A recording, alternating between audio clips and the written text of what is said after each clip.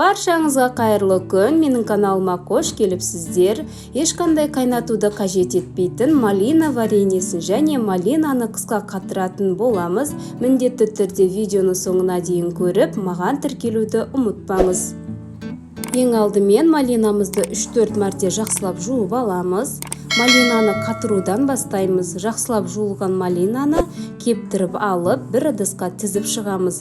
2-3 сағатқа морозильникке сақтап қатқан соң, ыдысымызға жинап, морозильникке қайта саламыз. Қысқа керек кезде қолдана беретін боламыз.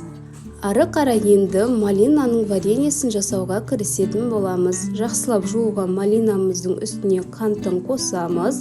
Енді екеуін жақсылап араластырып алатын боламыз. Егер сізге малинаның бүтіндейі ұнамайтын болса, онда блендердің көмегімен езгілеп тастасаңыздар болады.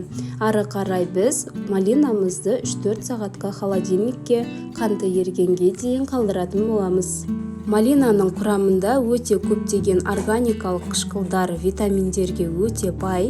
Халықтық медицинада оны ежелден бері ем-дом үшін қолданылады. Жапырағы да, гүлдері де, жидегі де емдік қасиеттерге өте бай. Құрамындағы химиялық заттар қатерлі ісік және жүрек қан тамырлары, асқазан, тұмау ауруларына жақсы күреседі. Ұмытшақтыққа да, қаназдыққа да, көз көру қызметіне де өте пайдалы.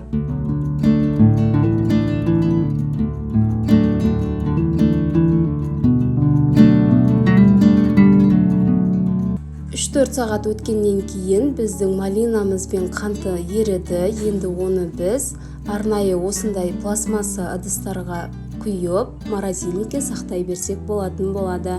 Құрметті көрермендер, егер сізге менің видеом ұнаған болса, маған тіркелуді және лүпіл басуды ұмытпаңыз.